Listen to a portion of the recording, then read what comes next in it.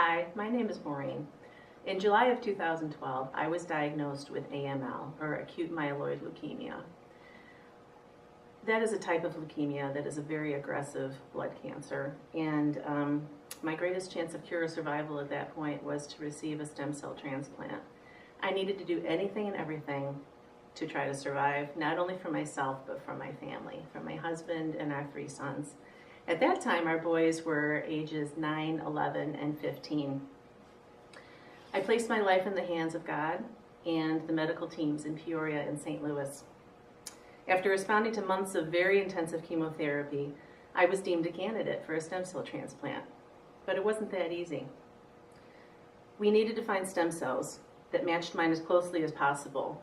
Ideally, a 10 out of 10 criteria needed to be found. Typically, they look for siblings first to match, and because they tend to have the greatest success of transplant with siblings. They have less complications later, and they usually match a little bit better. Both my brother and my sister got tested, and they were very willing and very hopeful to be a match for me. It was a blow to find out that they were not a match. And like 70% of all transplant patients, I had to find an unrelated donor. So my doctors turned to be the match to help. At that time, there were 19 million people registered in the International Marrow Donor Bank. They found 2 people for me that matched, 10 out of 10. One was a 30-year-old man, and the other was a 40-year-old woman.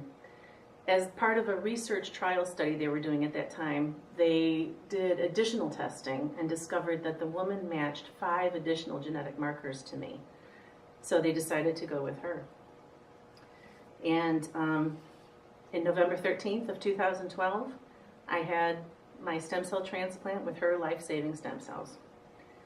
I remain eternally grateful to her, but she remains anonymous at this point. But she will always, in my heart, be an angel and my hero. I was very lucky. There are thousands waiting for transplants, and roughly 3,000 people die each year waiting for a match. Many of them are children. Be the Match is not looking for a cure. They have a cure. If you could save a life, would you? You just might be the life-saving match that could save someone today, maybe months from now, maybe years from now. But you could be that match. In an effort to give back and hopefully help Be the Match save more lives, I've been advocating for them. In June of this past year, I had the privilege of lobbying in Washington, D.C.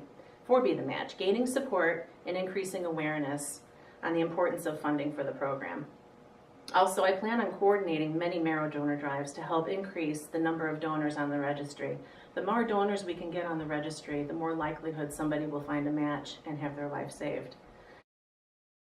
On September 7th, from 11 a.m. until 2 p.m., right here in United Presbyterian Church in the Fellowship Hall, during the activity fair, there is going to be a marrow donor drive. It only takes about 15 minutes to fill out some paperwork and to swab the inside of your mouth. They just swab the inside of your cheek. It's painless and it's easy. And there's no obligation. What happens is you get registered in the donor registry. And if they contact you to say that you may be a possible match for somebody, they might actually give you some information.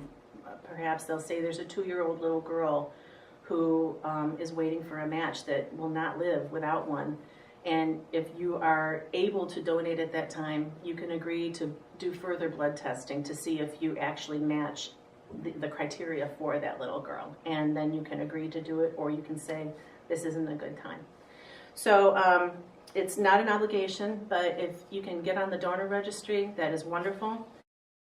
As an added bonus, during the marrow donor drive, you can meet some of your favorite Star Wars characters.